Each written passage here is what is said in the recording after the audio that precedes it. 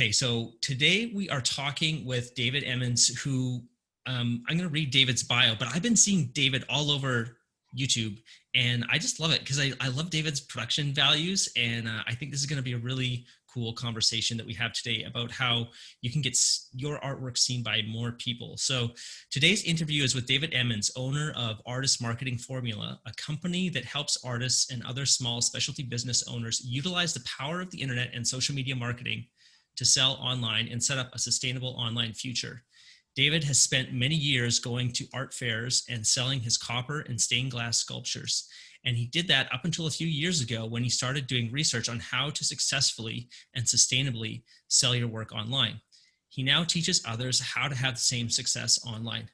Welcome, David. How are you doing today?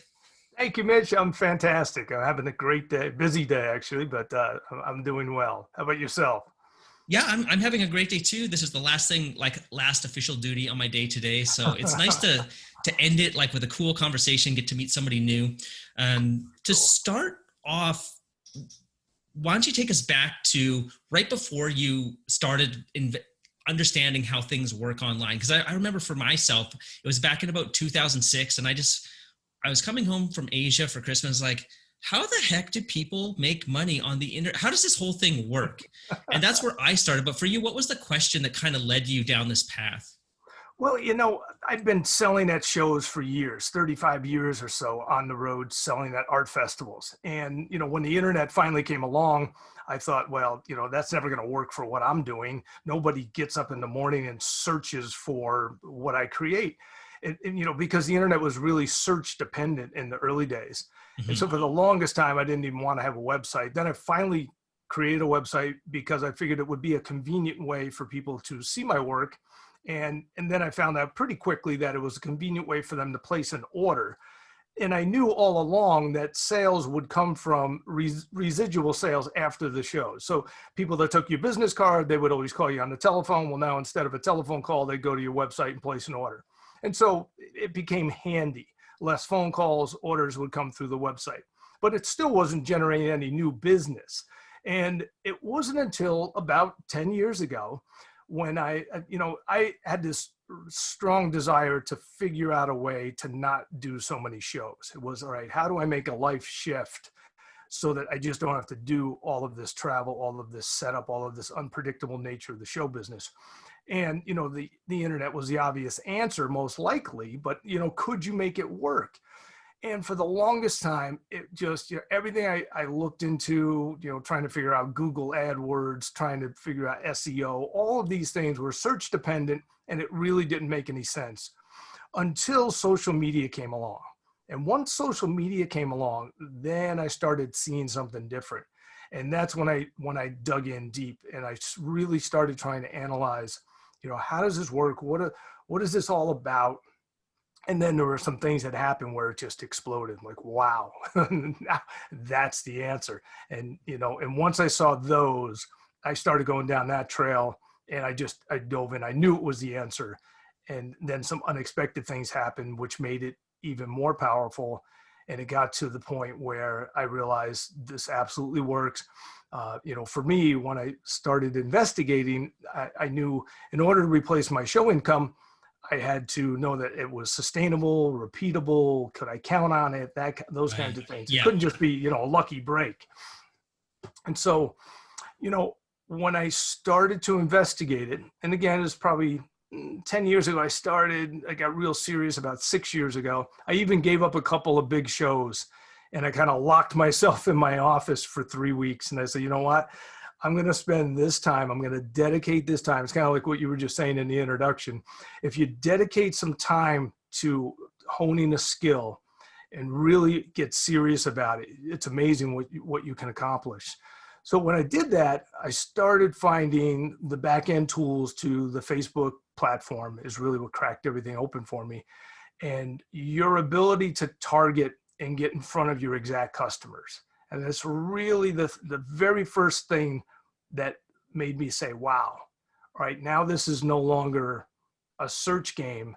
This is a marketing game. This is the same thing I've been doing on the road. I travel around to events specific events for a specific reason. You don't just go to any show, you go to specific shows. Why do you go to a specific show? You're looking for your kind of people. And so it's always been, it made so much sense to me when I saw this. I'm like, yeah, that's exactly what I do in the real world. I'm looking for the right people.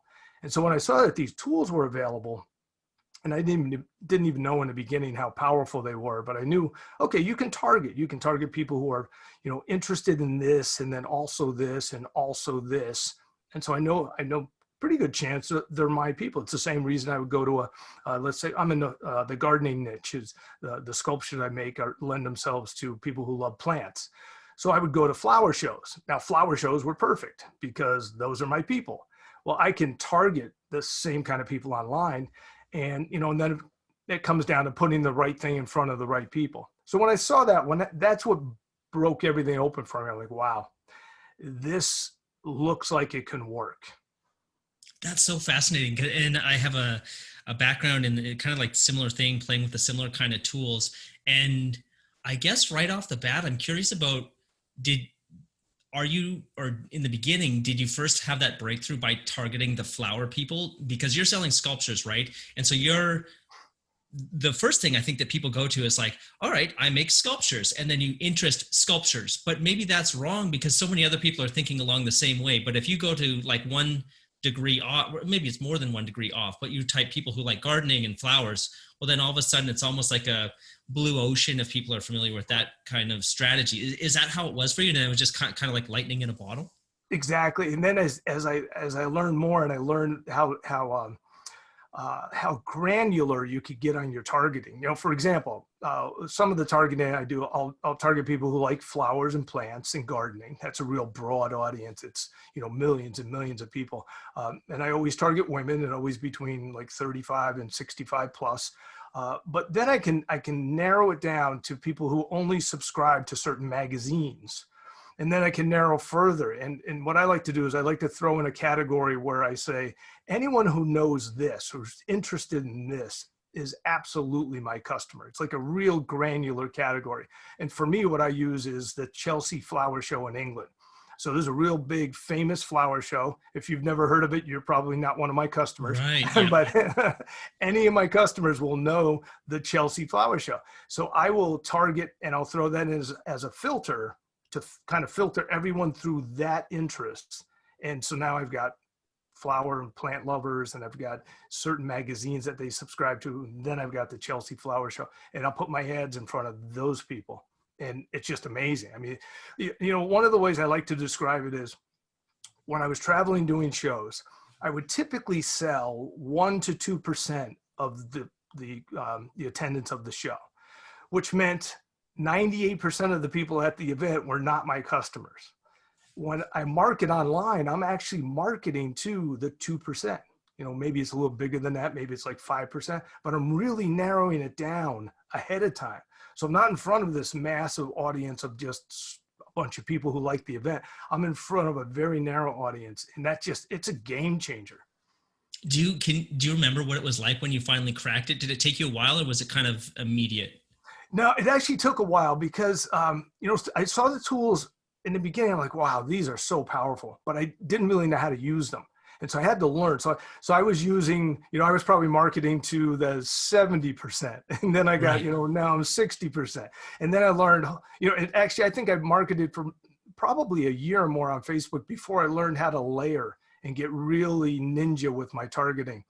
And so it was probably over a year and a half when I knew it was good, but, and it's still, to be honest with you, Mitch, it gets better and better. I keep seeing these new things like, oh my gosh, I can do that. And then I can do this. And so it's amazing how the AI is always improving.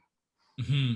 Yeah, it really is amazing. And like having had that experience, when it finally works, like I can just on this journey of like the internet and being a creative person, and you don't really know if it's going to work in the beginning, and it probably doesn't, but you keep going at it. And when you crack the nut, or however you want to describe it, it's just, I remember the first time, like literally running and jumping around my house and screaming, like I'd won the lottery or something, because you try this and you're just not sure if it will work.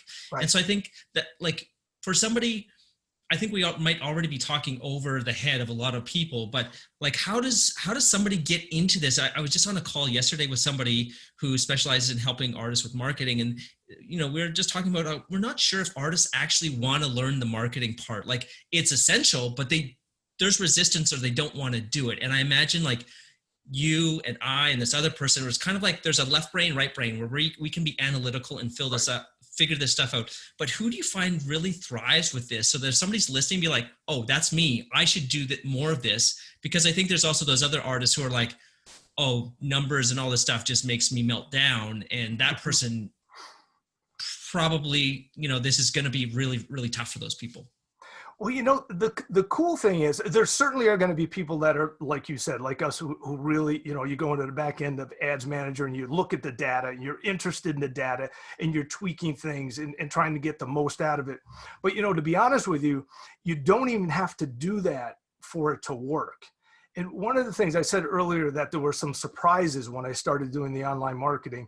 One of the surprises that I bumped into, and it's a big part of my marketing, is that what I'm doing online is almost no different than what I did in the real world. And the key to having online success is to really go about it this way, is to not go about it as a marketer, is to just go about it as you would in the real world, whether you're at an art gallery or an art festival, or you're having conversations with other human beings, you're collecting an audience of people who are interested in what you do. And that audience is really in love with the artist. It's an artist-fan relationship. And when you start understanding that it's an artist-fan relationship, and the thing about it, I say it was a surprise to me. I wasn't looking for it. I didn't expect it. I just looked at online marketing as a way to sell things. And what happened is conversations started, and fans started, telling me things that I'd never heard out in the real world, because I never saw people often enough. Even though I was at an event almost every weekend, it was a different event, a different city. I didn't go back for a full calendar year. And now online, all of a sudden I was seeing the same people every day and every week, certainly.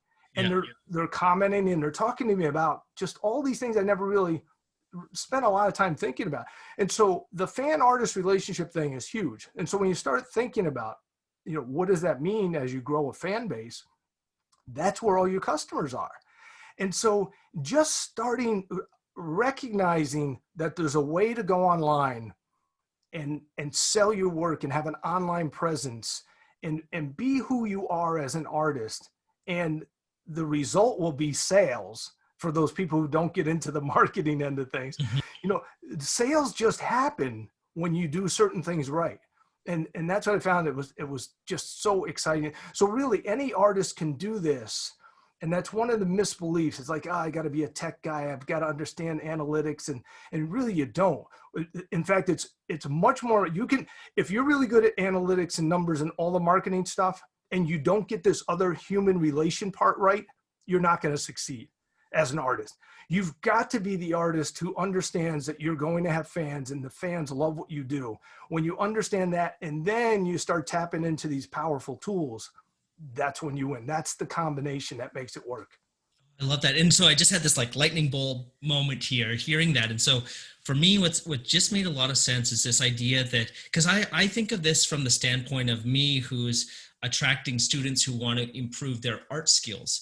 But this is different. This is talking about, you're an artist. So you're actually like 1 in 7 billion. No one is the same person as you. And so you get to come across however you want, your personality and all this stuff. And it's basically just directing people to you to say like, hey, come check me out. And then those that like it, that would have never discovered you otherwise, are sticking around. And then you're building a relationship and basically just being yourself.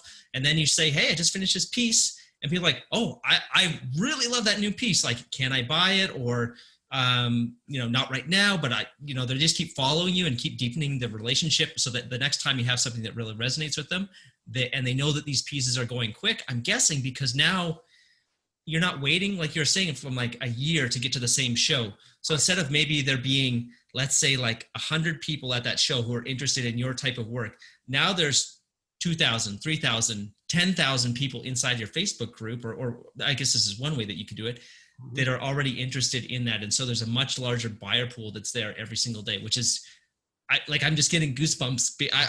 I don't sell my own artwork, but I know somebody who does. But just I hope there's light bulb moments going off for people listening as well. Oh my gosh, because you nailed it. That's exactly what it is. It's those fans coming along. They obviously like what you're doing. You're having those conversations, building those relationships, and that those numbers are building. You know, for me, when I started, I had 700 fans on my Facebook page. I don't know where they came from, but I just remember 757 when I wrote it down. I've got 757 fans. Yeah. And so then I started doing what I was doing and learning and implementing things. And just last week, I went over 100,000. Wow. So congrats. it just, the numbers just kept growing and growing and growing. And as they grew, the sales were growing. And, my sales were actually doubling every month. So I would do, I was doing $40,000 a month, and then it was $80,000. I mean, it's just unbelievable the amount of sales I was having online, and the numbers kept growing. But then I got really good at finding the right people. So if you think about it, the internet is filled with people bumping into things. They stumble upon something, they find an artist, they just happen upon you. But when you're smart and you start using these tools on the back end, you can actually go and find people on purpose. And so that's what I teach in my course, is I teach you how to go out and get in front of the right people with the right thing. So it's not, a lot of people think, growing an audience online is going to take forever.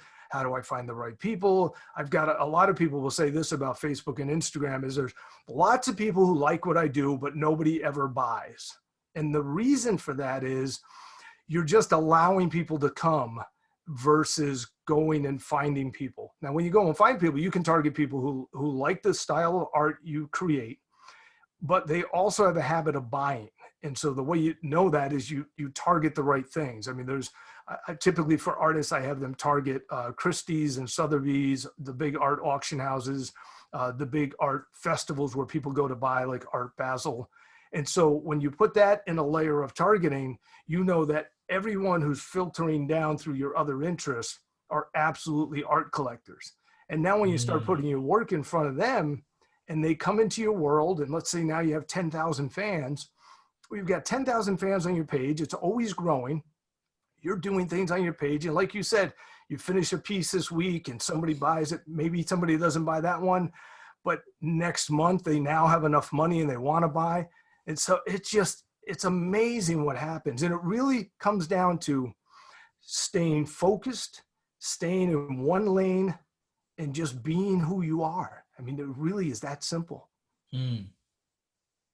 I love this, because this is something that's come up for me personally, this idea of being who you are. And when you're trying to be something that you're not, that's when you're in the hard lane. And so I love it that people just get to get in front of them, and then they decide if they want to, continue to hang around. Right. But these tools make it so easy.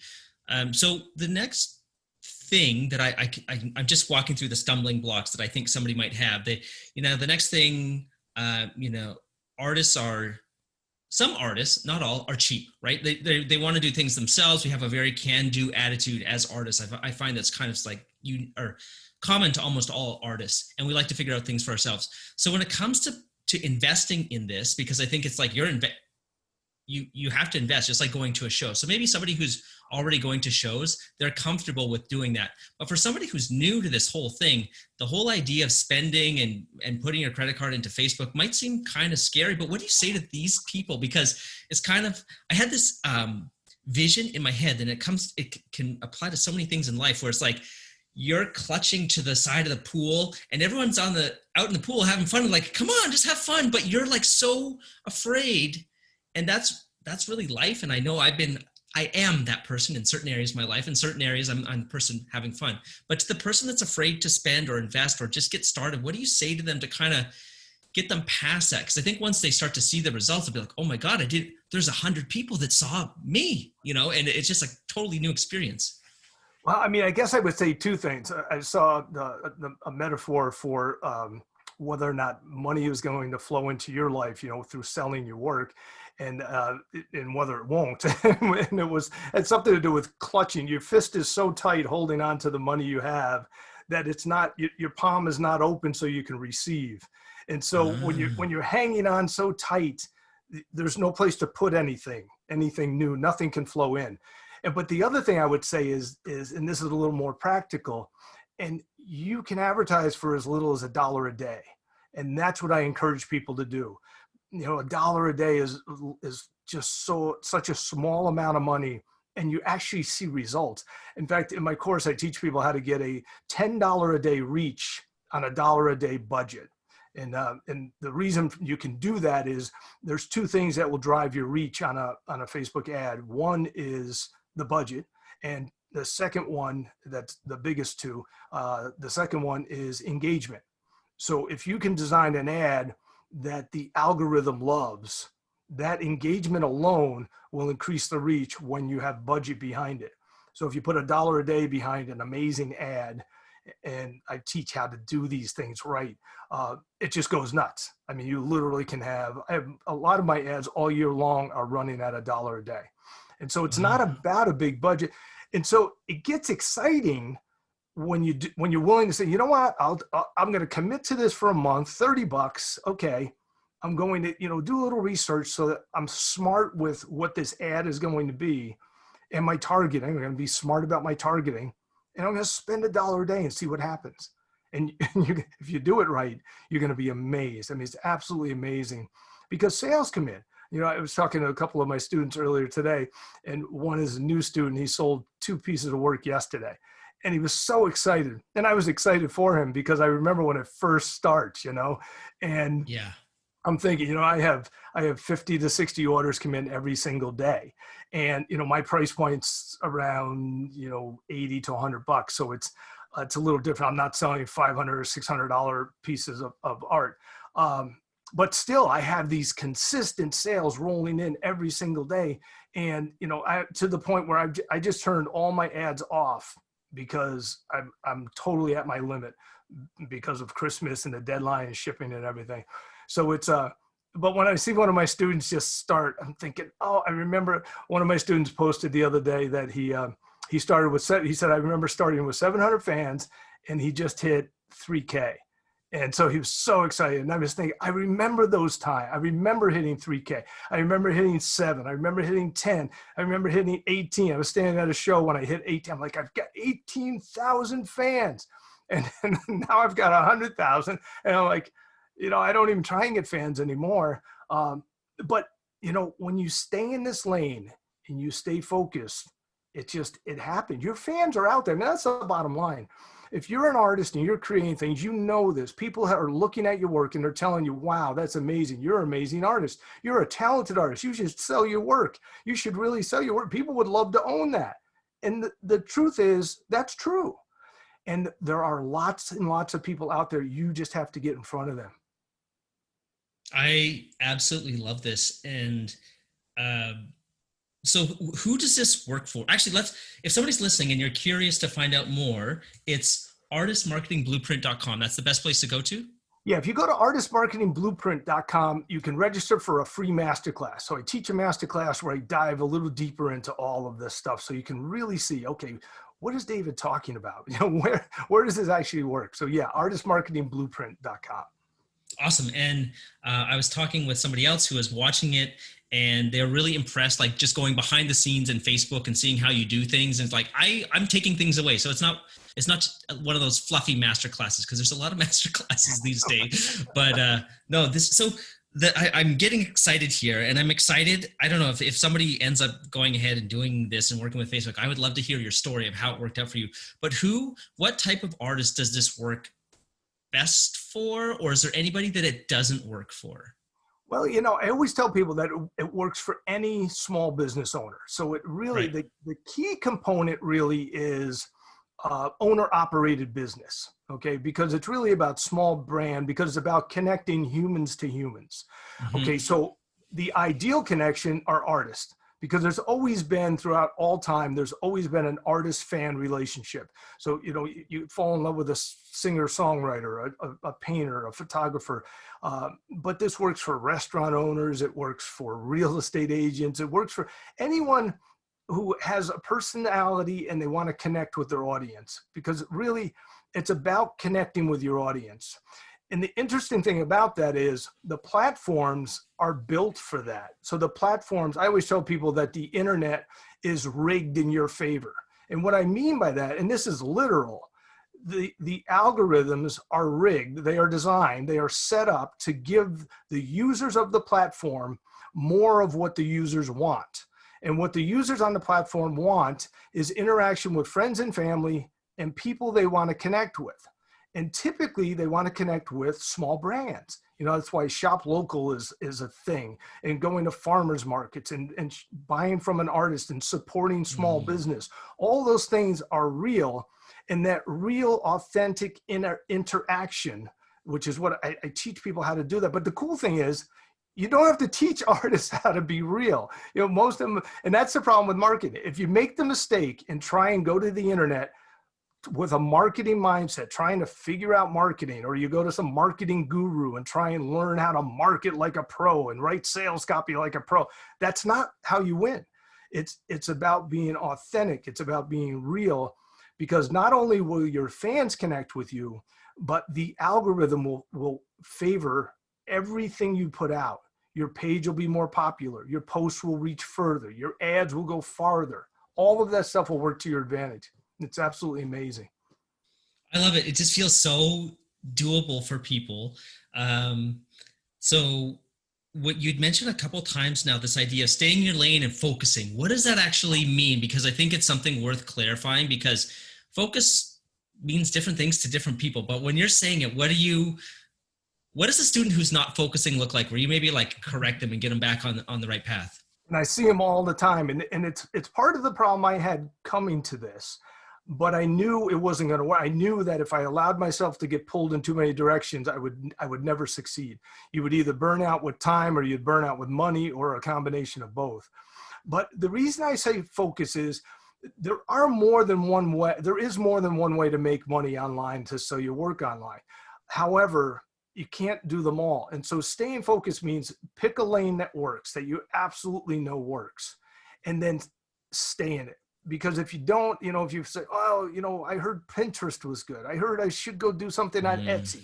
I heard I should have a website over here. I heard that, you know, there's just too many shiny tools. I should get an app. And if you do that, you're diluting. You need to recognize there is a path that works, and just stay in it. And if you do that, there's two ingredients to online success. And in almost every instance of online success, no matter what else they have, they will have these two ingredients. And the best way to see if what I'm about to tell you is true is look around for some things that are really crappy. So there's some really lousy things online that are successful, and they have these two ingredients. And that is persistence and consistency. Always showing up, always being there again and again and again, staying in the same lane. And whenever you bump into a problem, you just persevere through it. And if you do that, I mean, there are people on Patreon playing video games and making hundreds of thousands of dollars a month playing video games. And they look, the crazy looking people sitting on the couch in their mother's basement, and yet they're making a lot of money. And what are they doing? They're consistently showing up, and they're pushing through any obstacles. And so it's so important to stay focused. If I could give anyone one piece of advice, that would be it. Don't get distracted, stay in a lane that you know works, and just be consistent. So I think this is going to be my last question, because we've covered so much here, and I don't want this episode to be too long, because I think for the right person, this is probably the answer that you've been looking for. Like, how do I get in front of more?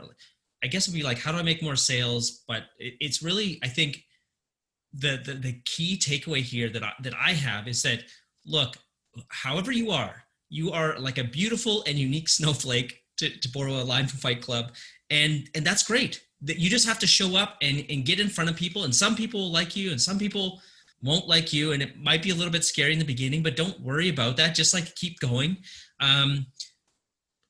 I want to talk about overwhelm, because I know for me personally, social media feels like it. I don't know if it's my personality or what it is, but it just feels overwhelming to me. And so this idea of like 100,000 people and me, and there's hundreds of people. Like, I mean, there's a bunch of people on the Pencil Kings Facebook page. but I still feel that, and I don't participate in social media very much because it just feels overwhelming to me. So for somebody who's in my shoes, and that might be a reason not to move forward with this, what do you say to somebody like me or like somebody else who's just like, it's just too much? Well, the first thing I would say is I would remind everyone that I don't like social media either. In fact, I don't even use a personal Facebook page, which is just so funny. But for business, it's amazing. And what's Okay. interesting is it really is about conversation, and it's not about marketing. And it's I talk to my fans almost every day. I'll put out a good morning post or a good night post, and I'll just say good morning to them. And the comments that come back from that simple post, just they lighten my morning, they lighten my load, and it get me excited about my day. Just scrolling through a feed really quick, all these beautiful comments. And then, during the day I might post something else. I might do a Facebook Live once a couple weeks. It's really, you don't want to be intimidated, because there's nothing there to be intimidated by. When you stay with your fans, it's kind of like if you were going on stage and you're concerned, oh my gosh, I don't know what this audience is going to think about me. But then if you have a track record, you have a career 30 years, and you go back to your hometown, and you're with a hometown audience, and you're on a small stage, and everybody in that room absolutely adores you. You would not have any fear or concern about going on that small stage, sitting on a stool and answering questions about what you do, because all of those people they're there because they love you. And that's really what your page is all about. Your Facebook business page, when you do it right, you're absolutely in front of the right people, and they just love what you're doing, and they can't wait to see the next thing you produce. It's amazing. So any last words, anything that you want to get out that we didn't cover today? Well, I think it's so important to recognize that these platforms, and especially Facebook and Instagram, they're really, really powerful when you learn how to use a couple of the tools and you're strategic about how you approach things.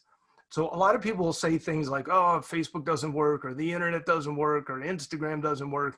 And it's such a blanket statement.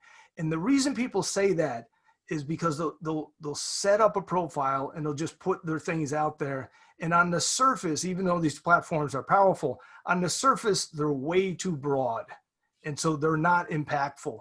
But when you go below the surface and you understand how to use a couple of tools, and you learn how to be a little strategic, then all of a sudden the game changes. And so I would ask you to pay attention to going below the surface and recognize that the power is there, and use it.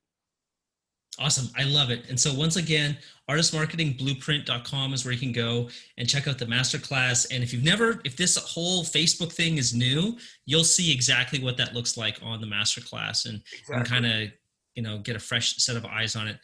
Thanks so much, David, for hanging out. I appreciate it. And I don't know. I'm excited. I want somebody who's doing this to send a message in once they've been doing it. So thank you very much. Anywhere else that people should go to check you out, or Yes, you can also, if you want to check out my course and coaching page, I have it's called artistmarketingformula.com. That'll just give you a bunch of information about what I'm doing, and you'll also see some student testimonials there too. My students are having so much success. They send me videos all the time, so I post videos on there. So that's artistmarketingformula.com.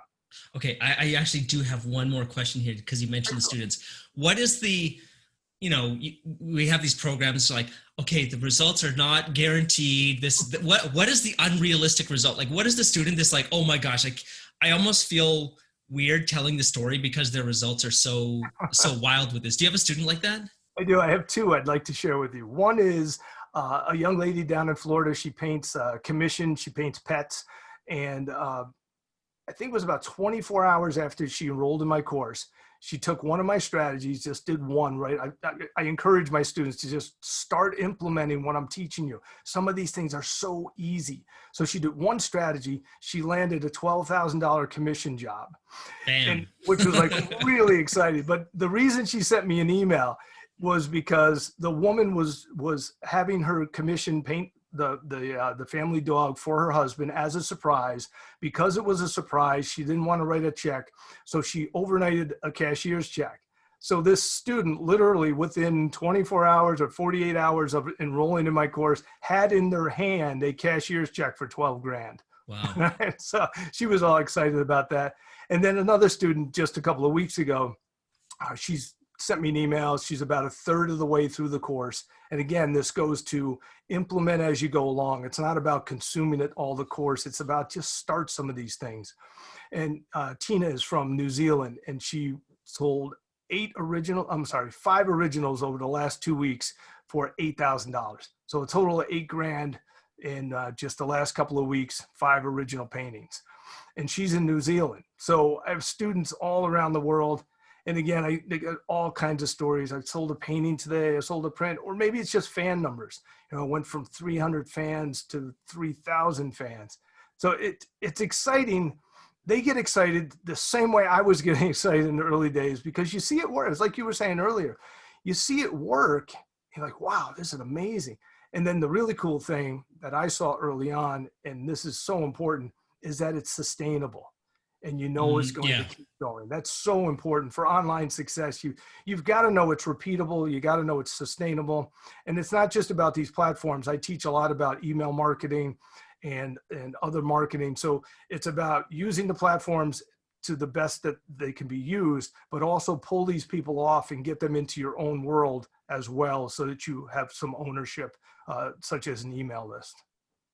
I love it. So once again, artistmarketingformula.com, artistmarketingblueprint.com is where the masterclass is. And as usual, I'll have show notes over at pencilkings.com/podcast.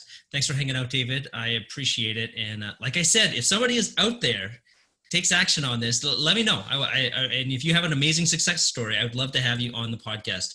All right, that's it. And we'll be back next week with another episode of the Pencil Kings podcast.